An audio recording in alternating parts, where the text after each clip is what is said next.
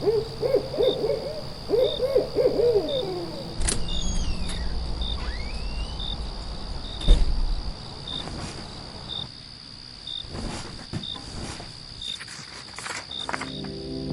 listeners, you're listening to the Midnight Readers podcast.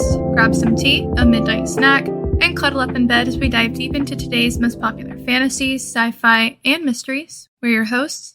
I'm Lily. I'm Brittany. And I'm Christy. This season there will be no single kingdom, no single academy, no long series, and no, sadly, morally gray man to emotionally destabilize us for 8 consecutive episodes. Instead, each of us has chosen one standalone novel. That's right, 3 different worlds, 3 different vibes, and 3 chances for all kinds of emotional damage. Which means no safety net, no lore warm-up. Think of it as controlled chaos, a multiverse of morally questionable decisions. Much like this podcast. We're talking complete stories, high stakes, lots of twists, and lots of murder. No going back. You in? For this season, we'll be diving into one standalone at a time. Some of us are returning to stories we already love, and some of us are not. Brittany, she's going in completely blind. For the first time. Just honest reactions, fresh perspectives, real debates, and maybe some short palate cleansing episodes between books so we can emotionally recover before stepping into the next world. Before we get into it, this is your warning for major spoilers ahead. This includes all 3 standalone novels we'll be covering this season and any fan discussions we find online. We're also avid fans of the Moss universe and might accidentally let spoilers slip for other popular romantasy book series as well. Sorry in advance, like the books, this podcast is rated R, so be warned.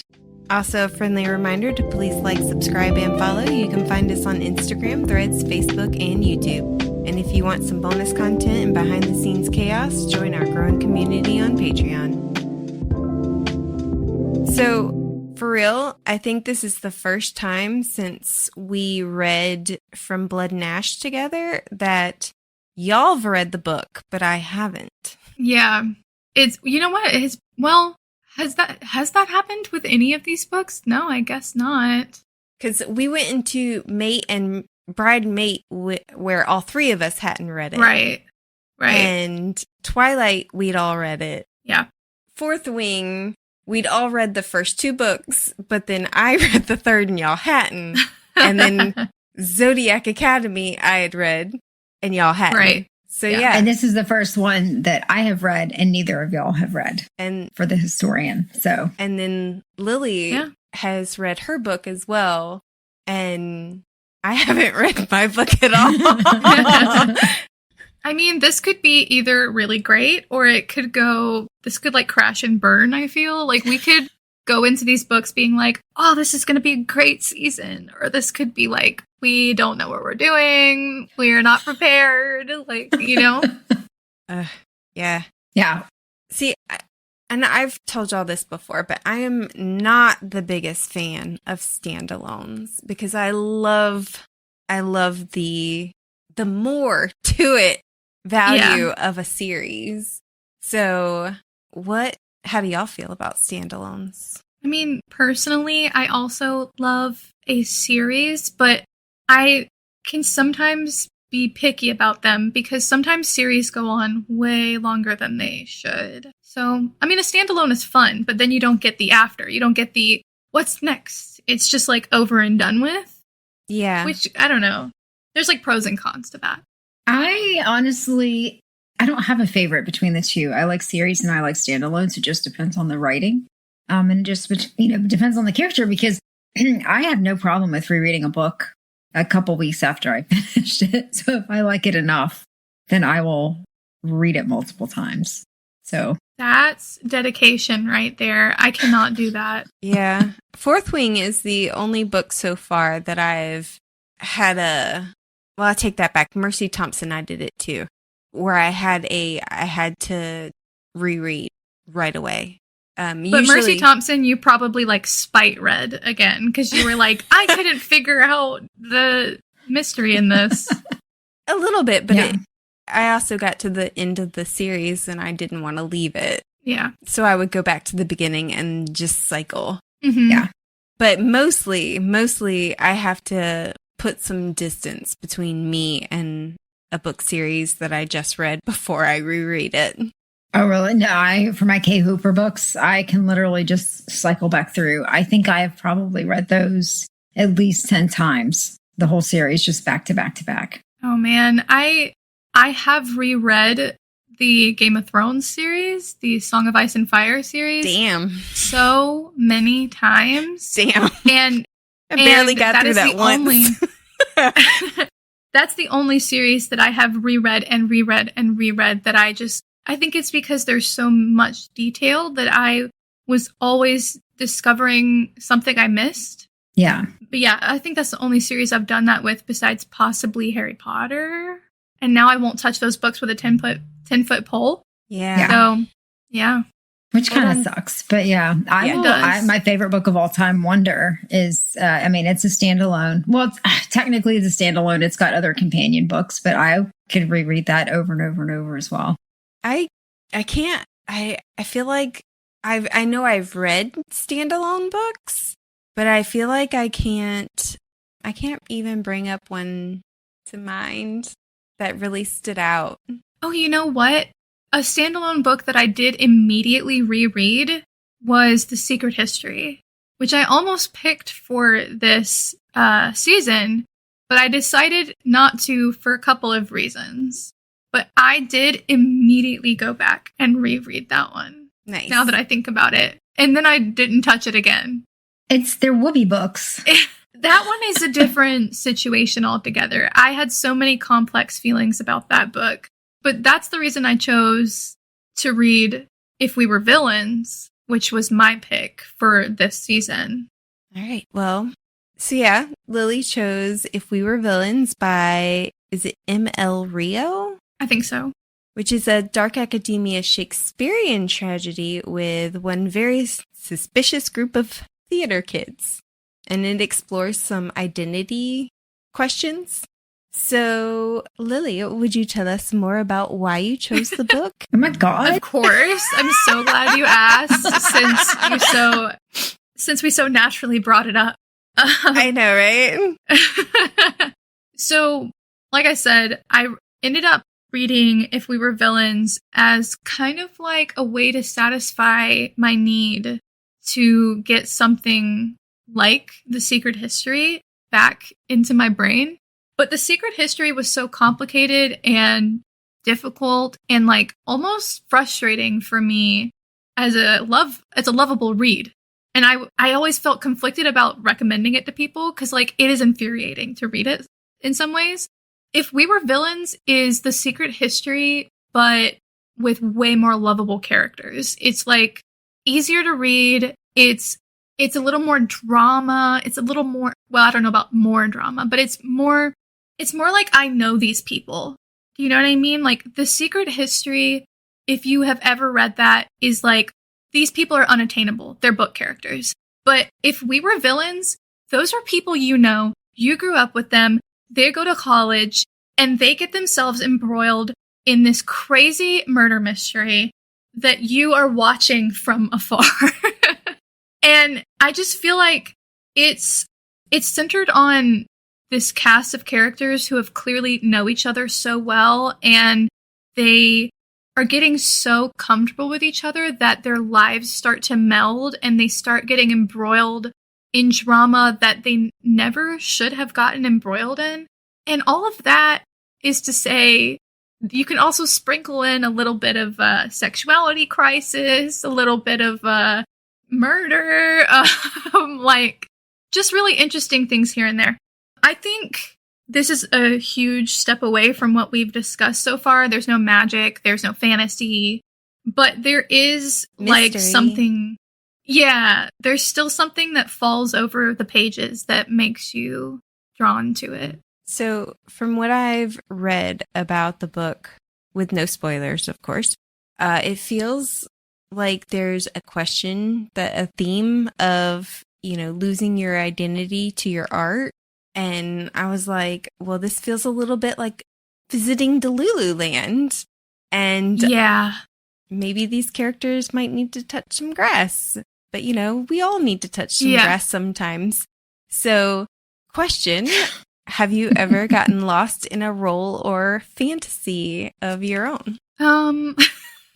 As someone who regularly reads fanfic, I can safely say that I go there every day, probably. Maladaptive daydreaming is my middle name. Same. I don't know if I've told y'all about my dreams. They're very weird. I have very vivid nightmares, but sometimes I have dreams that are so close to reality that I don't realize that they didn't actually happen. You know what? I've had several. I know what you're talking about. I've had many times when I have had a dream and Travis has pissed me off in the dream and I have woken up and been like, don't talk to me. I realize it was a dream, but give me a few minutes. I woke up this morning and I had a dream last night that was so awful that I needed like a minute to like compose myself. That's my thing is I don't even realize it's a dream. Like one time I got in trouble with my dad because he was really upset that I didn't say Happy Father's Day, but I said it in my dream. And I thought that had happened in reality and that I had said it to him and he was all hurt because I didn't say it. And I was like, oops. You're like, oh, you know what this book reminds me of? Like the themes of it? What? Frankenstein, kind of. Interesting. I like that. Yeah. I would not say, I'm not saying a direct comparison at all, but more like the feel. You got so lost in the sauce. Like you got so lost in the can I do it that you lost the should I do it kind of vibe. I like it. Interesting. I like it. Interesting. And funny that you bring up Frankenstein because Christy chose The Historian by Elizabeth Kostova,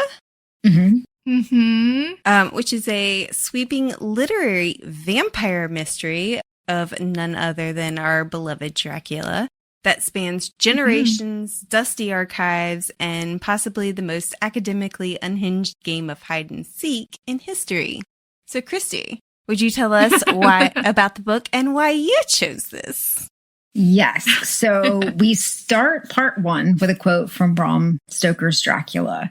And in that quote, it feels like a warning that we're about to read something so fantastic and impossible that we won't want to believe it. And it reminds me of that famous quote from Sherlock Holmes that once you eliminate the impossible, whatever remains, no matter how improbable, must be the truth. Although I think there's several iterations of that throughout Sir Arthur Conan Doyle's work, but it seems a really valid way to start this journey. And it centers on an unnamed, that's what I love, an unnamed 16-year-old narrator who, after discovering a mysterious book and a cache of letters in her father's library, embarks on a global quest to uncover the truth behind the legend of Vlad the Impaler. And so it kind of goes through with the things that she's reading, plus the exploits of her father, Paul, and his mentor, and kind of the search for Dracula and the search for that history. And I will say that the book has been met with kind of mixed reviews. And you've got those that absolutely love it, like me. And I think those tend to be those that love history as well as the legend of Dracula, but prefer more of a historical sense versus Stoker's Dracula, which I hated. I absolutely hated the character of Lucy. Hot take. The most, oh my God. And the most interesting items, like with Jonathan Harker, were way too few. It was hardly in there at all. But I did enjoy the historical aspect that inspired it. So the legend of Vlad Tepes III, or Vlad the Impaler, who ruled a tiny country and held off the Ottoman Empire through violence, but mainly through psychological warfare. So you've also got those that felt it was too long. So it is quite a big book. That it didn't represent history in a more detailed way, which Lily, I'd actually be interested in your take on that. And many did not like that the narrator goes unnamed. So we find out about her life, but it's through her father's eyes where we really get the story. And one item I have seen is complaints about the climax. So I will warn that this story is more of a glass of brandy, slow, methodical, comforting, and smooth. The point is the entire story together. So it's not like a shot of vodka that goes down and then explodes your senses. I feel this book with my heart like an old friend. It's savory and exquisite like a European meal that lasts for hours. I'm excited to take this journey with you guys and kind of lose myself in this world and breathe in such like this luscious landscape. So It's funny. I've read so many Dracula books where Dracula is a character. Anti Darken, the Night Huntress series, the Cassandra Palmer series. I can't even think of all of them right now. But I've never actually read the Bram Stoker version. I mean, it's not great. Christy's like, in my opinion, No. you could skip it. No. Well, I did read that, she's going through like archives and libraries, and it's about this book. And as 3 previous library workers, we've all read the trope of like the magical book or the secret doorway in a library. When we were working at the library, did y'all ever like fantasize about that happening at our Oh my gosh. at our branch? No. I mean, honestly, the working at the library every day felt like for me, it was a dream. Like, I just loved that job so much. And I don't know if I imagined there would be like a magical fantasy world to fall into, but you know what? It was always like there was something new possible there every day. And for that, I get the same feeling. Yes. I will admit to having a few fantasies about like pulling a book off the shelf and magic happening or something like that. But yes, I loved the job. I loved the job of working at the library. The people around me, not as much, except for y'all. But the job itself, I would do in a heartbeat all over again. Such a great job, such a crazy job. If you've ever worked in a public library, you know. It does ask the question, if you were offered immortality at any cost, are you signing the contract? Probably not. No, I don't. No. Y'all don't want to live forever? I've never desired to live forever. No. Especially with our current events, I'm not sure I want to see tomorrow. Oh, Yeah. That is true. Jeez. And when you think of it that way, like literally think about if you get down to it with nature and you end up with these massive extremes and it's not inhabitable. Would a vampire still exist if it is like 200 degrees outside? Wouldn't they burn up? I don't think you'd be immortal. It depends. What's your version of vampire? Burrow under the ground. I would take long life, but not immortality. Yeah. I will say, like, if you asked me 10 years ago, and it was still very complicated because the idea of living forever is really appealing for me because I love the idea of just being healthy. Yeah, for real. But ain't that the truth? So now for you, Brittany, you chose Blood Over Bright Haven, an epic fantasy about a brilliant woman determined to rise through the ranks of a rigid magical institution and the dangerous truths she uncovers along the way, armed only with her ambition and a heavy dose of feminine rage. Brittany, would you tell us about the book and why you chose it? So honestly, I don't know much about the book because I haven't read it. So I have decision paralysis. Yes. There were so many options that I came to y'all and was like, okay, so these are the options. Please tell me which one. And this book is the one that was standing out to me the most. So I'm very happy that y'all were like, yes, let's do that one. Because I was like, oh my gosh.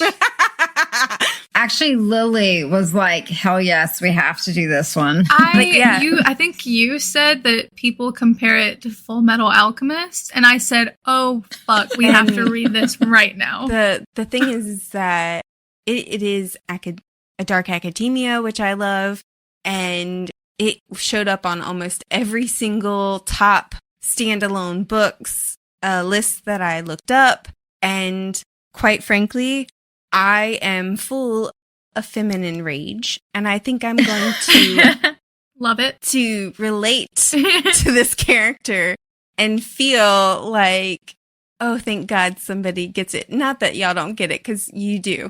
But sometimes when you're stuck surrounded by guys, you kind of lose perspective of what Yeah. the feminine perspective. It just occurred to me that all three of our books really are kind of a dark academia vibe. Yeah.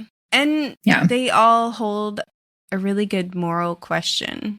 And I think which kind of boils down to of how far will you go, and how far will you go to belong?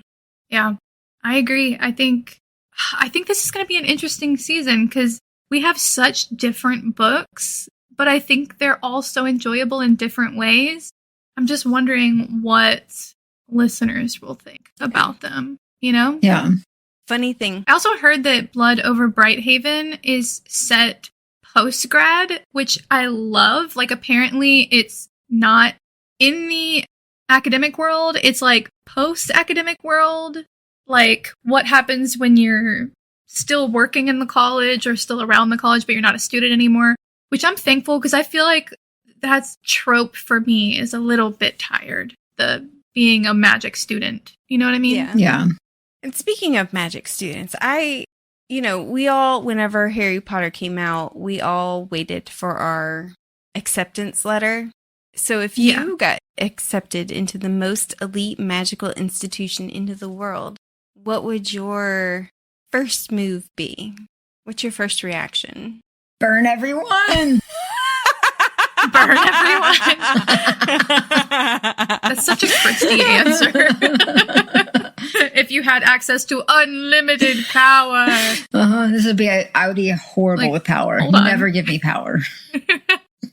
You're like, I just thought of that Aladdin scene where the giant sand tiger is like closing over, everybody. Like that would be Christy trying to run out of the cave. Like that. Sorry. Yeah. I would be like animals only. And me, of course,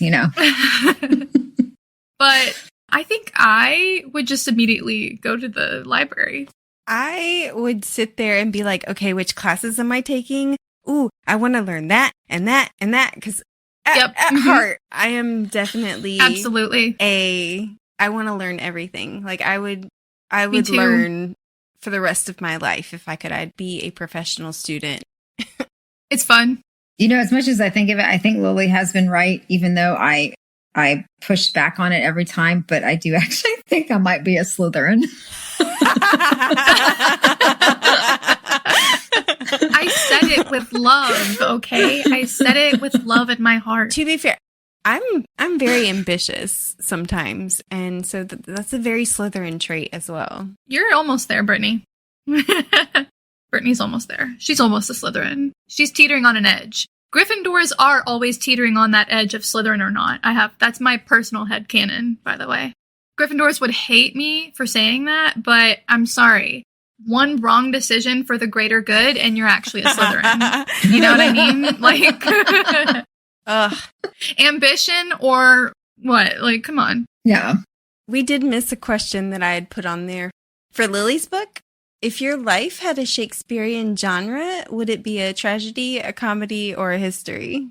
Oh, that made me laugh because my first thought was it would be a fucking comedy. It would be a tragic comedy, actually. Thank you, yes. I was thinking the same thing. Tragic comedy. That's what I was just thinking. All three of us.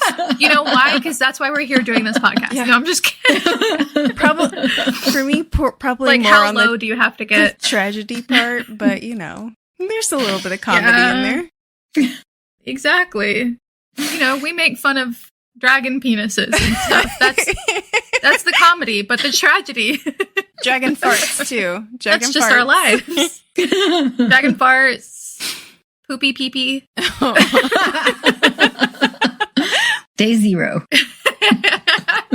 Exactly. All right. So I did put together a little this or that thing. So pick one. Okay. Truth or loyalty? That's so hard. I know, right? Yeah. Truth or loyalty? Mm-hmm. Loyalty. I think loyalty because that would include truth. Would it though? Like, what if you had to hide a body for your friend?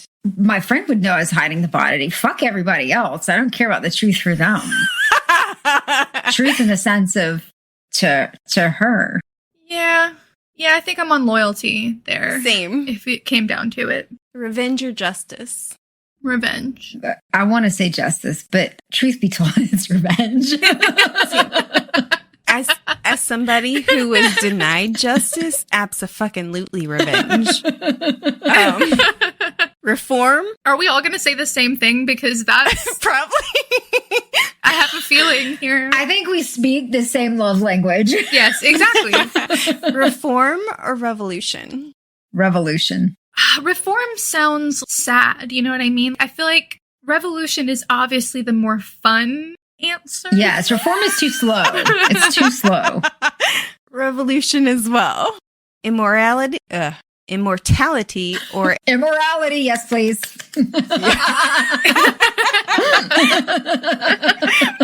immortality or enmity. Or I should say infamy or enmity. And I can't say the word. I can't. Anonymity. Anonymity. It's like the Finding Nemo anemone. I can't say the word. Immortality or anonymity. Although I like better, now that I think about it, infamy or anonymity. Anonymity? Okay, I agree with that. Okay, if it's infamy versus anonymity, definitely anonymity. Yep. Actually, I choose that either way, even if it's against immortality. Same. Yeah. Art. No infamies? No true Gryffindors here. No. You know, Or maybe Slytherin. I was going to say infamy is being known for bad something thing. bad. Yeah. Okay, fair. Art or power? Isn't art power? Absolutely it is. So art. Have both. Art. Art as well. Your next one. Burn it down or rewrite the rules. I don't have to answer that one. Christy.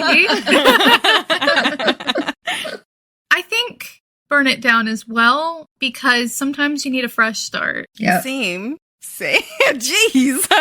It's like a what's Fox in Harry Potter? The Phoenix. Yeah, the Phoenix. Yep. Absolutely. Confess. Tori Vega. Right. Sorry. Yeah. Confess or take it to the grave. Depends. Ooh. What are we talking about here? Like, ooh. If you know me well, I'm very bad at secrets. I'm also the first person to confess to something I did wrong because I feel shame really strongly. Yeah. I think realistically confess, but if I were the ideal version of myself, take it to the grave. If I would say confess to loved ones, take it to the grave for everybody else. Yeah, I don't owe anybody else an explanation, but if it was to a loved one, I would say confess. I agree with that. I like that. I will say when I was younger, I found like a guy's girlfriend told me a secret that he didn't want anybody to know. And I didn't know it was a secret. So I asked him about it and he asked me to keep it a secret. And I still to this day have never told anybody, even though I personally find it to be a dumb secret. It's not something that he should be ashamed of, but he is. So I've yet to tell people. So I would take it to the grave. It's admirable. Yep. Is it a skill I possess? Not really. No, I'm just kidding. I think I can hold some secrets. It depends it's on just hard. It depends on, because to me, that secret is his and it's not my place to tell. Yeah. But if it's my secret, y'all both know that I'm going to confess to y'all in a heartbeat. Yeah, it's fair. It's fair. All right. Well, I'm kind of excited to read this season's books because they're all so different and it's going to be a weird season, I think. Also, we're going to do some interesting short episodes here and there. So I'm excited for those too. Yeah. Yeah, me too. And I do love that this season we have obsession, performance, and institutional collapse. Woo! This is a timely season. It's going to be exciting. It's going to be a fun season. Fun season. Sexy institutional collapse. Although I don't think we're getting any sex this season. Sorry, guys. Oh, there's sex in mine. Oh, it's just not smut. There's sex in If We Were Villains. All right. We'll have to see for Blood Over Bright Haven. I mean, I think... Yeah. And I can't remember for the historian if there is. I do think that there was some implied sexual tension between the lab partner and her. So maybe. Ooh, I love that. Maybe. I'm pretty sure you don't get to see the sex, even if it's in the historian. Like it would be, so. Right. So I guess we're taking a break from the smut finally, but I hope they're still good. Oh, yeah. I can read things that aren't We smut. can totally bring in the innuendos I for tell anything, myself. So. Yeah. Well, we're upping the violence. So we've got, a different sort of internal workings going on. A different kind of penetration. Yeah. Oh my God. Yeah, it's going to be like what's a reverse penetration? Like shit coming out instead of going in. No. A different kind of era. It's our violent era. Oh, I like it. We should have some violent femmes. Revenge. I always want to say violet femmes for some reason instead of violent femmes, like music. Yes, Violent Femmes, like the great band. Mm-hmm. All right. Well, I guess we'll end there. I'm so excited to read Blood Over Brighthaven. We hope that you'll join us for next week's episode, which will be the first episode of Blood Over Brighthaven, chapters 1 through 5. New episodes drop each week, and don't forget to check out last season's discussion on the Bride duology, available now. Please remember to like, subscribe, and follow us on social media. That like and follow are super important for us to continue to bring you new episodes each week. So please, please, please do so. Thank you for listening to the Midnight Raiders podcast. We'll see you next week. Happy reading, listeners. Don't stay up too late.